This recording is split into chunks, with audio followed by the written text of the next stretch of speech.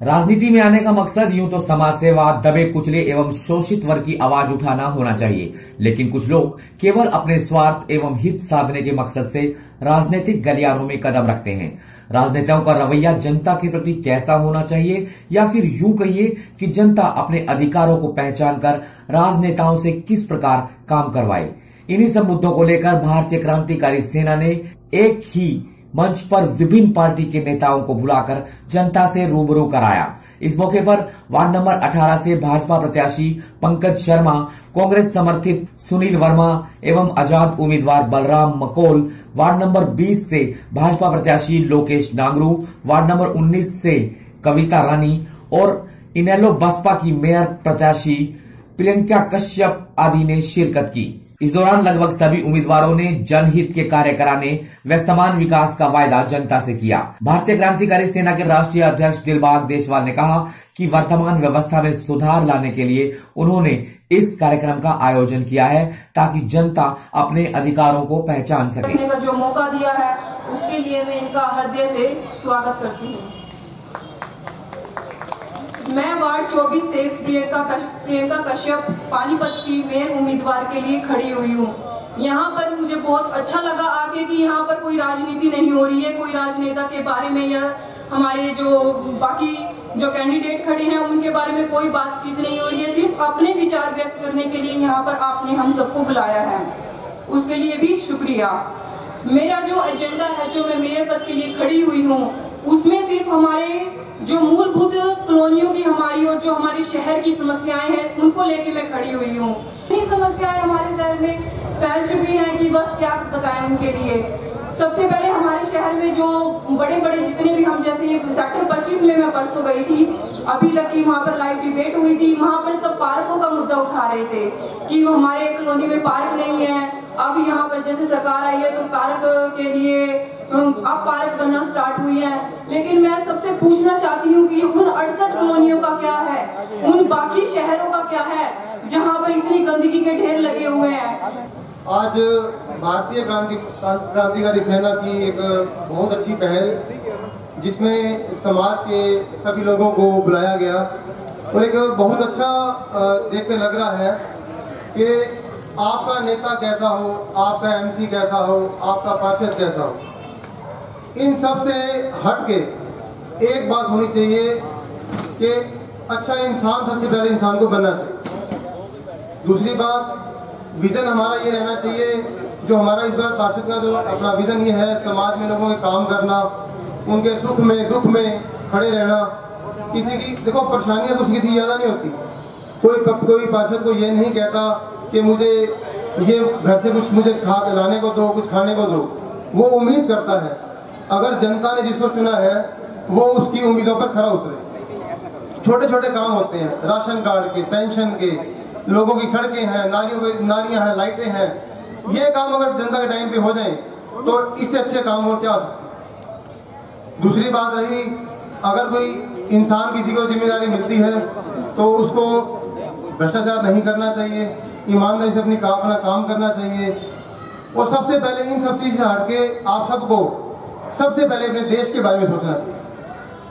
Nation first, party other, बाकी सारी बातें बाद में। सबसे पहले मेरा देश कैसा होना चाहिए, देश की तरक्की किस चीज के अंदर होनी चाहिए, वो काम हम सबको करना चाहिए। ये इलेक्शन तो 2 दिन के हैं, 5 दिन के हैं, उसके बाद क्या है, वही जो आज पार्षद में चुनाव लड़ रहा है वही मेरा दोस्त होगा, वही मेरे से बात कर रहा होगा, वही मेरे को रोज मिलेगा, वो गले नहीं मिले मुझे आगे मिलेगा। और 5 दिन के अंदर हमारा ऐसा क्या होता है कि हम दूसरे को फालतू बोलना शुरू कर देते हैं। चुनाव लड़ो, अच्छे तरीके से लड़ो, इज्जत से लड़ो, किसी की इज्जत ना उठा लो। कि चुनावों के समय उन्होंने किस प्रकार का मंच तैयार किया कि किस प्रकार का प्रत्याशी इस चुनाव के अंदर आना चाहिए, उसकी क्या सोच होनी चाहिए, क्या मंशा होनी चाहिए। और आने वाले समय में अगर आप लोगों के सहयोग से, आप लोगों के आशीर्वाद से वो जीत हासिल करता है, एक बहुत बड़ी जिम्मेवारी उसके कंधों पे आप लोगों ने डाली। उसको आपके बीच में 5 वर्ष तक किस प्रकार से वो रखेगा, ये बहुत बड़ी सोच है। तब से मैंने एक ध्येय रखा था कि सिर्फ मुझे सेवा ही सेवा करनी है, पैसे का रुपये का मैंने कोई लालच नहीं रखा आज तक। जो भी मैंने काम किया, जो भी छोटे मोटे काम किए, मैंने आज तक सारे फ्री किए हैं। ये आज तक का रिकॉर्ड है। इस बारे में आप लोग मेरे मोहल्ले से, मेरे आसपास से, पड़ोसियों से, दोस्तों से पता कर सकते हो।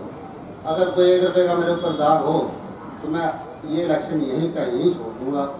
ये मेरा आप लोगों से बात है। दोस्तों, मेरे को ज़्यादा तजुर्बा तो नहीं है राजनीति का, लेकिन जितना तजुर्बा आपके आशीर्वाद से लिया, 5 साल पहले आपने मुझे मौका दिया, मैंने सच्ची लगन से, सच्ची निष्ठा से आपको सेवाएं दी हैं। कुछ वो त्रुटियां भी हुई होंगी, हर एक इंसान से गलती होती है, लेकिन एक बात मैं कहता हूं, तो हमने ये इलेक्शन से पहले हमारा था भाईचारा। हमने भाईचारे को खराब नहीं होने देना। और ये वही बात अभी पंकज भाई कह रहा था, इलेक्शन तो एक दिन की बात है, भाईचारा सारे ऊपर निभाना है। सारे हमारे भाई हैं, सारे हमारे दोस्त हैं। मैं सिर्फ अपनी तरफ से इतना कहना चाहता हूं कि पहले भी अच्छी सेवा की वार्ड की, और आगे के लिए जो मेरे से अच्छा हो पाएगा, जितनी मेरे से बेस्ट हो पाएगी, आपकी सेवा के लिए हमेशा तत्पर तैयार रहूंगा। कि थोड़ी देर रुक जा, अभी हम ये काम कर रहे हैं, ये गलत है, बिल्कुल गलत है। सबके साथ जो एकता है वो बना के रखनी है, सबको मान सम्मान बराबर देना है, चाहे वो बड़ा हो चाहे वो छोटा हो। एक मजदूर है वो भी इंसान है, एक VIP आया है वो भी इंसान है, तो उनके साथ मानवता का जो एक शिष्टाचार है उसको रखें। एक निगम पार्षद का काम खाली विकास, सड़कें बनाना, नाली बनाना, गली बनाना, ये कोई विकास नहीं होता। सरकार पैसे देती है, ऊपर से ग्रांट आता है। जैसे MLA को कोटा मिलता है, ऐसे निगम पार्षद को भी कोटा मिलता है। वो कोई भी पार्टी से हो, इंडिपेंडेंट हो या कोई भी पार्टी से हो। मैं तो सही मानने में विकास ये मानता हूं, अगर कोई बच्चा, आज कोई रिक्शा चलाने वाला, रेहड़ी चलाने वाला भी अपने बच्चों को एजुकेशन अच्छे ढंग से देता है, इसलिए वो एजुकेशन अच्छे ढंग से देता है ताकि जो काम मैं कर रहा हूं ना, मेरे बच्चे नहीं करें, मेरे बच्चे अच्छी जगह लग जाए, लायक बने। सबसे पहले तो एक फोकस होना चाहिए राजनीति में अपने विधायक का, अपने मुख्यमंत्री जी का। इस देश के लिए कुर्बानियां दी, उसके लिए हमारा तहे दिल से धन्यवाद। अब लोकेश भाई जी भाजपा से, ये भाजपा से नहीं, ध्यान रखना, ये वार्ड नंबर बोलो 20 से सिर्फ इसके पार्षद के उम्मीदवार हैं। ये पार्षद हमारे लिए प्रतिनिधित्व करेंगे नगर निगम में, अपने भाजपा की सरकार के बड़े चौधरियों के लिए नहीं करेंगे। इसलिए मैं कहता हूं, कृपया करके मुझे जो भी टाइम सोच रहे ना, मेरे पे आपका कर्जा चढ़ जाएगा, शायद कहीं उतार पाऊंगा तो उतार दूंगा, आप अपनी सीट पे बैठ जाएं। इस कुर्सी के लिए मारामारी है, इस कुर्सी को छोड़ के मत जाना। कहीं ऐसा ना हो कहीं लास्ट में बैठा हो टिक्की छोले वाला इस पे आके कब्जा कर ले। सब्सक्राइब करें और साइड में दी घंटी को भी दबाएं ताकि आप तक हर समाचार पहुंच सके।